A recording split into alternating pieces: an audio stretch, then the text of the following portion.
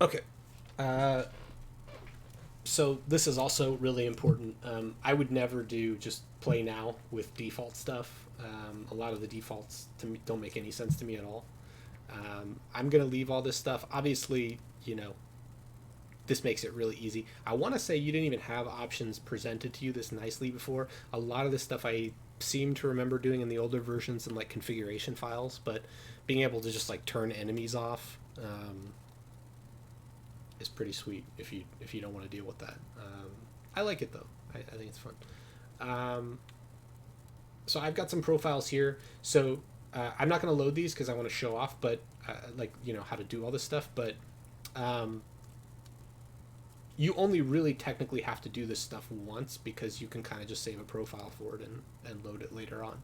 If you spend a lot of time in here preparing, most of the time the things that you do are going to be the same thing unless you're trying to change things up or do something challenging. Yeah, I'm not going to do any custom settings or anything like that. This is enough, and I'm just going to do prepare for the journey carefully. All right, so you're always going to get your 7 dwarves.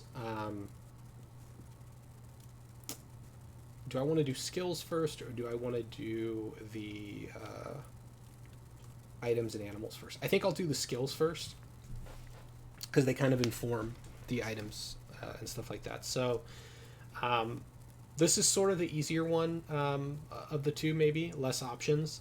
Um, because you just got a lot of stuff here. You got tons of skills, but to be honest, like some of these are extremely unimportant, and there's not really like it would take too long to go through every single one of them. I'll only really touch on the ones that I think are really important. Um, some of these are, it's you really just have to play to see like what matters and what doesn't, and some of these are just like completely pointless. You would never ever put points in them in Embark. So okay, the primary ones, sort of front loaded in the front here. Obviously, mining is really important. You're going to be doing a lot of it. Wood cutting. The thing about these though is that a lot of these important ones are a little bit deceptive. Like, to be honest, some of this stuff doesn't even matter that much because what's going to happen is the stuff that you're doing all the time, like, yes, it's important, but what that also means is that you could take two dwarves who don't have any mining experience, and they're going to be doing it so frequently that they're just going to skill up really fast anyway. So it's deceptive. Like, you would think, oh, I definitely want good miners to begin with, which helps you a little bit because the better they are at mining, the faster they're going to go when they're mining it out, especially when they get to the rock layers. And I believe if they have a higher skill in mining, there's a higher chance of when they mine out a rock tile that there will leave a usable boulder behind. I think that's a thing. I don't think that used to be a thing in the really old versions. You used to just get boulders everywhere, but I believe that is the case now. So, it helps you a little bit. I generally do it, even though I'm sitting here saying that it doesn't really matter that much, but you don't really have to. And I tend to do 2 miners right off the bat, and you'll see that when I get to my items, the game sort of sets you up for 2 miners initially. You can take each skill here. The furthest you can take it to start with is proficient, which takes 5 skill points of the 10 that you have for each of these guys. You can spread these out, but I really like to just do proficient in 2 things each for the most part. So I'm gonna do 2 miners right off the bat, and you'll see it like because I made them proficient at this. Their job class or whatever is going to change. Their title, that's usually just representative of whatever their highest and most frequently used skill is. So I got my 2 miners. We'll talk about maybe what else we can do with these guys afterward, but let's maybe go through each one of them and set like what their core thing is going to be. So you notice like I just picked 2 randomly and set them to miner, which you can do. Doesn't really matter. If you want to get super involved, which makes sense really only for the earliest part of the game. Like once you start getting migrants, you've got even more than, I want to say, like 20, 30 dwarves. It just becomes to the point where focusing on individual details or any one of them is it's more trouble than it's worth. But it can be fun, yeah, for the initial game. You know, the early game is in some ways kind of the most crucial part because you're just getting set up. So one thing that you can do is it will actually give you the ability here to view all of these guys. And so what I personally like to do is go into each one of these tabs and look at what they are good at and what they hate and like. There's a good overview screen for each of these guys at the front, which will tell you most of what you need to know. Obviously, like miners, you know, you want to look and see if like this guy's strong, good enough, right? Like that'll be good for him. Some of these guys, high stamina, would be good, things like that. Um, it gives you a little bit more information. Like if somebody's super weak or like hates mining or whatever, like you can set yourself up for basically happier dwarves and dwarves that are going to be a little bit better in the job that you initially put them in by just doing a kind of a cursory glance here, and seeing what they like. You can get really in depth and look at like their preferences and things like that. But just the overview is probably good enough. So I'm just going to do a quick cursory glance. Like I'm going to take this guy's skill away and say, okay, well, this guy's strong. Let's have him be one of the miners. And then high stamina. He's creative too. So this leads into another thing I'm going to give my miners. So I'm going to definitely let this guy be the miner. And maybe I will. I said I was going to go through all of them, but since he's creative, I'll talk about this. The other thing I really want to give this guy, and one of the best skills I think you can give them early on, is Engraver. And the reason for that is because I mentioned earlier, like, most of these skills, they're just going to do the thing that you put them on a lot, and they're going to get better at it. The good thing about having proficient engravers early on is it's one of those skills that when it's low, you're kind of going to suffer the training of it, because what they're going to do is they're basically going to engrave, rock walls and floors and things like that. And those will have a quality associated with them that will be better or worse. And so, let's say I embark and I have, nobody knows how to engrave at all. It's something that, I'm going to want to do for some of my important rooms early on.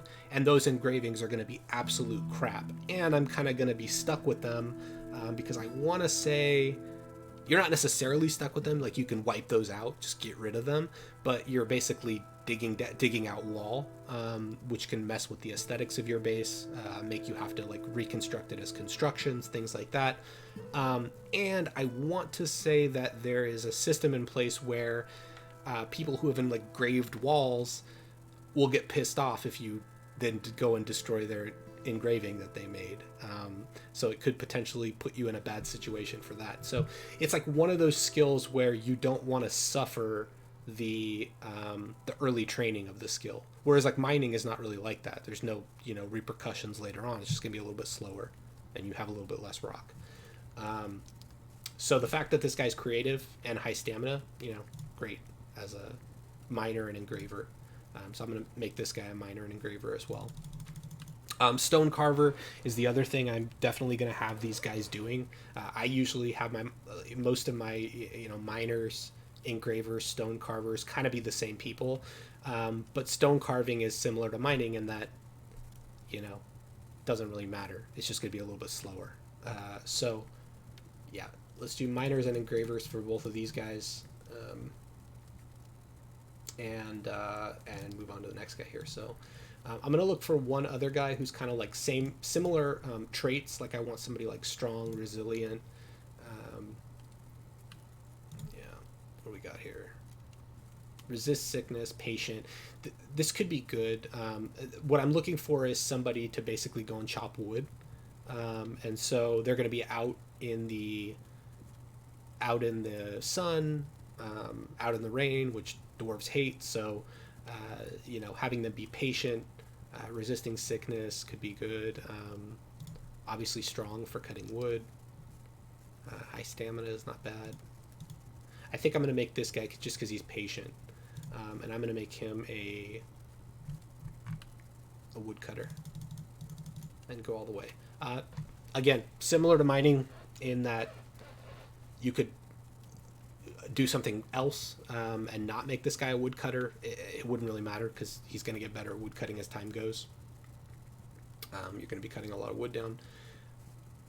But just to speed things up, I'll go ahead and make him a woodcutter to begin with. Also, it just makes it a little bit more clear because it's giving them this, like, as an explainer, just seeing the primary things that I've had them building makes a lot of sense. So the woodcutter is going to have some extra time. He's going to have some downtime because you're not going to be cutting wood all the time. Like, you can never really cut wood full time. Like, even if you go on the most heavily forested, Embark location,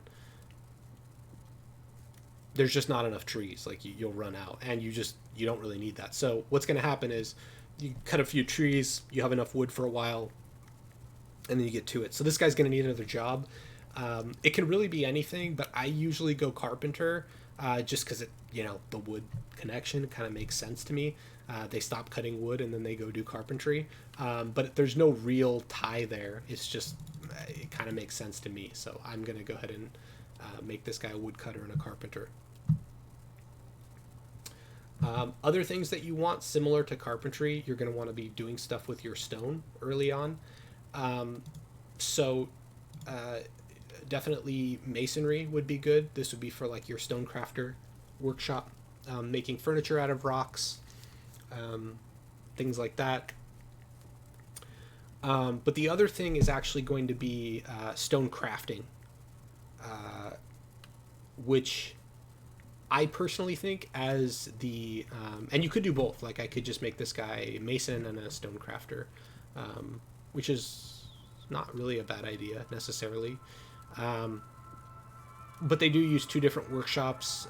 You are getting rid of some of your early game parallelization there if you make, I guess, them either or. But stone crafting, I think, is a really important early game one because, well, you're going to have stone from mining out your base.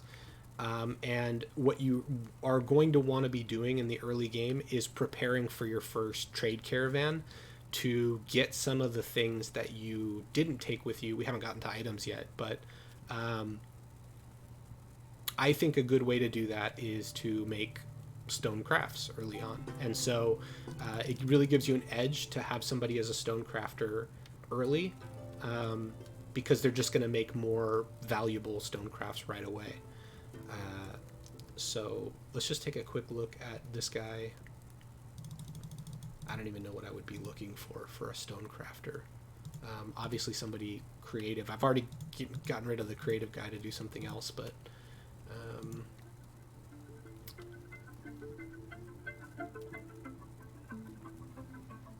he's got low self-esteem. I don't want him being my stone crafter.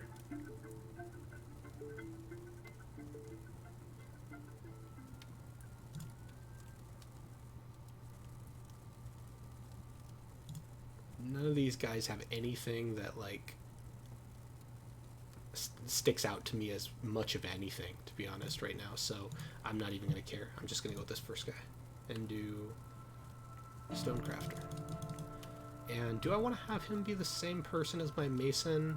I think so, because I think what I'm going to do is I'm just going to have him build me the basics that I need for my first 7. And then I'll just probably have him switch over full-time to stonecrafting. So I'm going to miss out on a little bit of time while he's working on masonry, but, I've only got 7 to work with, so Mason and stonecrafter seems to make some sense. Other ones here that I care about, let's just take a quick look. So weaponsmith, armorsmith, blacksmith, super important. And could potentially be like, you could make a case for making these guys one of, any of these. I would say especially weaponsmith and armorsmith. Weaponsmith for sure. However, I personally, the way that I play, I don't start my metal industry until usually the second year, at the earliest, maybe even the third year. Um, so, we'll get into why I do that a little bit with items, but um, even then, you could maybe still make a case for doing this because when you get to it, again, it's one of those skills that you really just don't want to suffer a low skill guy. Like, the starting out with a high skill in weaponsmithing and being able to create better quality weapons right away would be good. But I almost never do that. But they are important, I guess is what I'm saying. But I usually will just wait. And honestly, by the time that I get this started, I've usually gotten some migrants. And, if you luck out, one of the migrants might have some smithing skills to be anyway. So not going to bother with it. Furnace operator, wood burner, all this stuff. Not that important. Fishing can be a good way to get food early on, so it could be a good choice to do this, but I don't rely on that at all for ever, really, for food, so I'm not going to worry about it. Butcher doesn't matter. Planter. So farming is really important. For me, the way that I'm going to play, I'm going to generate all of my food with early game farming. Do I want to have a guy with planter immediately to be able to like increase yield and go faster on that? I don't really care.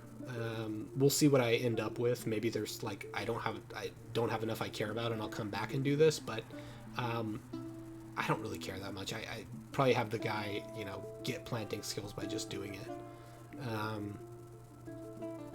Brewer, however.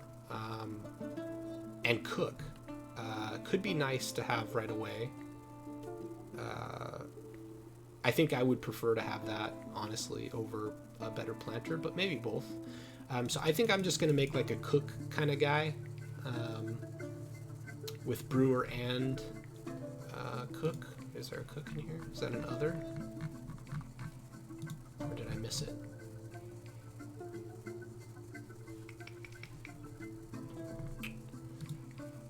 Cook. Here we go. I don't know why those brewer and cook are not crucial. That tells you everything you need to know about dwarves. The brewer is crucial. The cook is just labor. Okay. Yeah, so I'll just have him be my cook guy. And he can kind of go back and forth. Later on in the game, you're definitely going to want,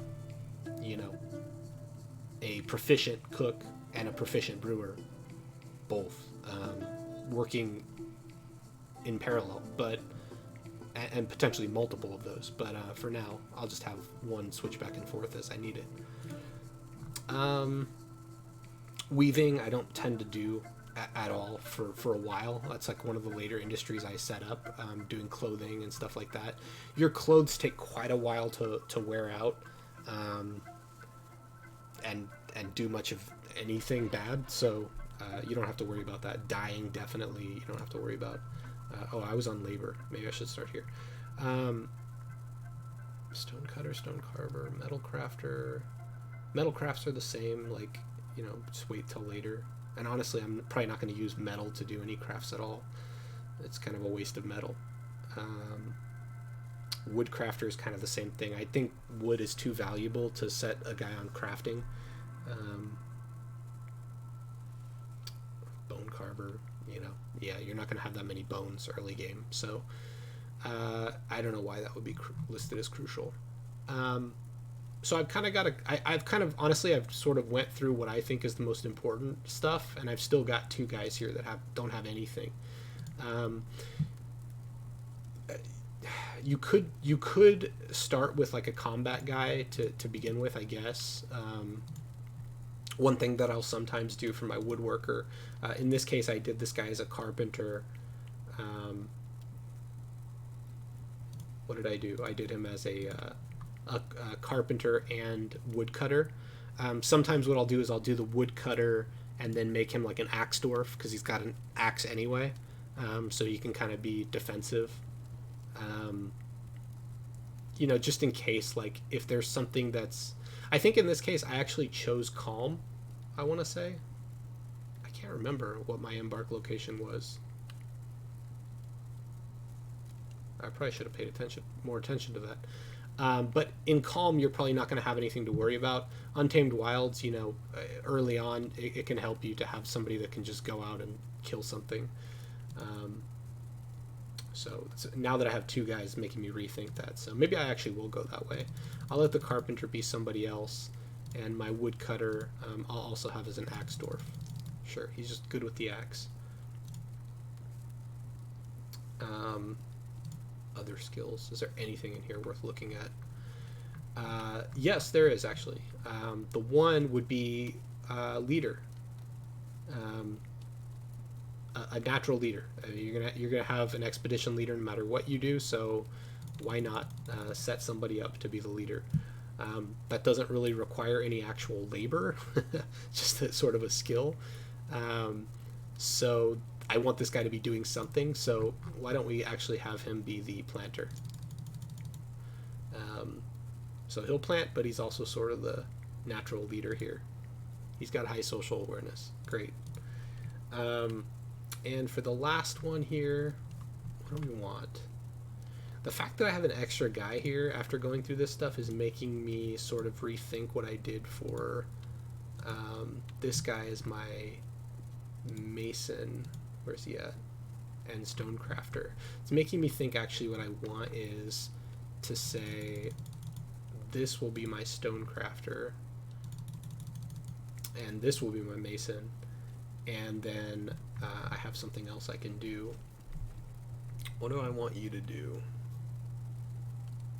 other than be a mason?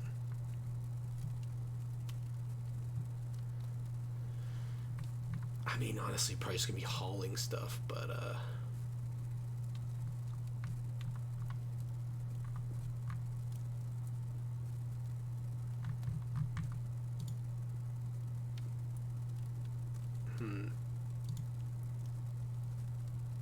I know.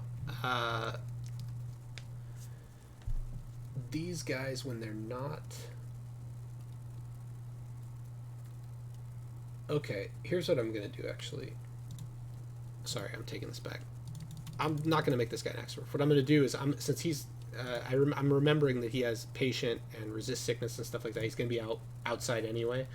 One other thing that you're going to be doing outside is gathering, so that you can have, you know, more seeds and things like that to work with.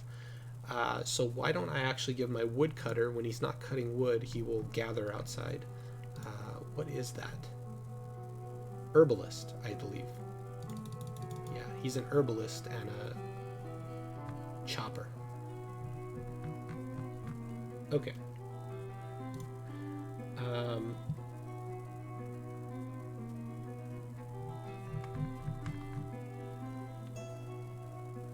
So I've got no defense early on, but that's okay.